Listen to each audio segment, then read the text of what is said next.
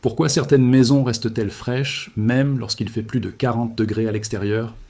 Aucune climatisation, aucune électricité, juste un matériau que vos grands-parents connaissèrent déjà, et que vous pouvez acheter aujourd'hui pour moins de 5 euros. Ce matériau, c'est l'argile non émaillée.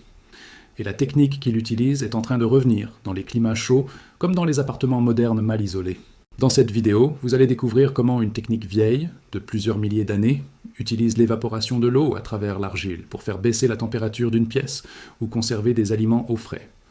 Vous allez comprendre le principe physique derrière cette astuce, ses limites réelles, et comment l'adapter chez vous avec des objets simples.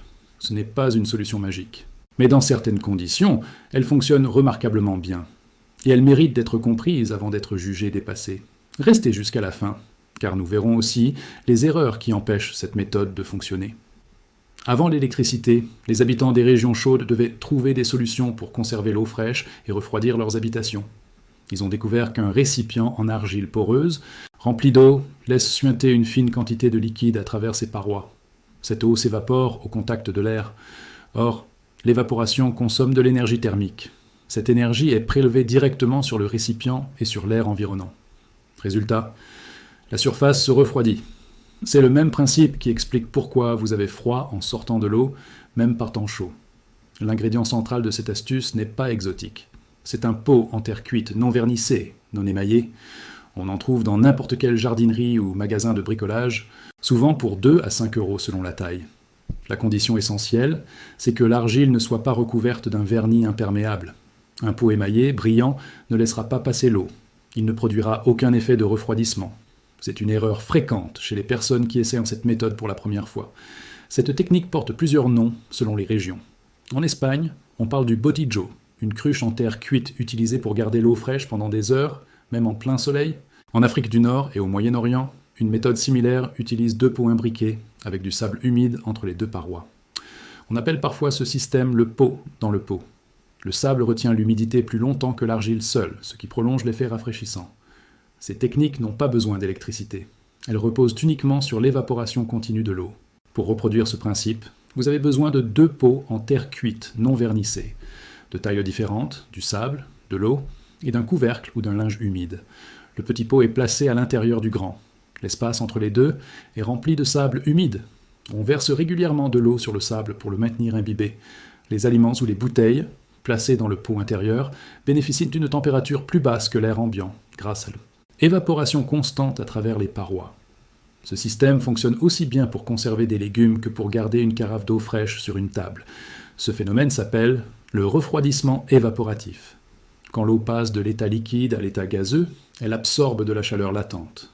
Cette chaleur est prélevée dans son environnement immédiat, ce qui fait baisser la température locale. Plus l'air ambiant est sec, plus l'évaporation est rapide, et plus l'effet de refroidissement est marqué. C'est pour cette raison que cette technique est particulièrement efficace dans les climats chauds et secs, comme certaines régions méditerranéennes, désertiques ou continentales en été. Il faut être honnête sur les limites. Dans un climat chaud et humide, l'air contient déjà beaucoup de vapeur d'eau. L'évaporation supplémentaire devient difficile, car l'air est proche de la saturation. L'effet de refroidissement est alors très réduit, parfois presque imperceptible. Cette technique n'est donc pas universelle. Elle dépend directement du taux d'humidité de votre région et de la saison. Avant de l'essayer en intérieur, il est utile d'observer si l'air chez vous est sec ou humide, notamment en été. Le même principe peut être étendu à l'échelle d'une pièce, pas seulement à un pot. Certaines habitations traditionnelles utilisaient des rideaux ou des nattes en fibres végétales, maintenus humides, placés devant les fenêtres exposées au vent. L'air qui traverse ce tissu humide se refroidit avant d'entrer dans la pièce. C'est un principe proche des tours à vent que l'on trouve dans l'architecture traditionnelle du Moyen-Orient, où l'air chaud est capté en hauteur, refroidi par contact avec des surfaces humides, puis redirigé vers l'intérieur du bâtiment. Chez vous, il est possible de s'approcher de ce principe avec un linge en coton épais, suspendu devant une fenêtre ouverte, et humidifié régulièrement. Lorsque le vent ou un ventilateur traverse ce tissu mouillé, l'air qui pénètre dans la pièce est légèrement plus frais. Ce n'est pas aussi puissant qu'un climatiseur, mais l'effet est réel dans un air sec, surtout combiné à une bonne circulation d'air. Le coût de cette installation reste minime, souvent inférieur à celui d'un pot en terre cuite. Plusieurs erreurs reviennent souvent. Utiliser un récipient vernissé ou en plastique, qui empêche toute évaporation à travers la paroi. Placez le système dans un endroit sans circulation d'air, ce qui ralentit l'évaporation. Oubliez de réhumidifier régulièrement le sable ou le tissu, ce qui arrête l'effet au bout de quelques heures. Utilisez cette méthode dans un climat très humide, où le potentiel d'évaporation est presque nul. Comprendre ces limites évite les déceptions et permet d'utiliser la technique dans de bonnes conditions. Le refroidissement par évaporation devient beaucoup plus efficace lorsqu'il est combiné à une bonne ventilation naturelle. Ouvrir les fenêtres en soirée et tôt le matin, quand l'air extérieur est plus frais, permet de renouveler l'air intérieur. Fermer les volets et les rideaux pendant les heures les plus chaudes limite l'entrée de chaleur par rayonnement solaire. Ces gestes simples, associés à un système évaporatif, renforcent la sensation de fraîcheur sans consommer d'électricité. Il est important de rester réaliste. Cette méthode ne remplace pas une climatisation dans les cas de chaleur extrême ou d'humidité élevée. Elle ne convient pas non plus aux personnes vulnérables à la chaleur, comme les personnes âgées ou les nourrissons en cas de canicule sévère. Elle constitue un complément utile, une solution d'appoint peu coûteuse, pas une réponse universelle à toutes les vagues de chaleur. Avec la hausse du coût de l'électricité et la fréquence croissante des périodes de forte chaleur, de plus en plus de personnes cherchent des solutions économiques et peu énergivores. Elle, argile non vernissée, répond à ce besoin, car elle est bon marché, réutilisable et ne nécessite aucune source d'énergie. Ce regain d'intérêt s'explique aussi par le retour vers des solutions d'architecture traditionnelles, adaptées au climat local, plutôt que des solutions mécaniques uniformes. Choisissez un pot en argile clairement non vernissé, reconnaissable à sa surface mate et poreuse.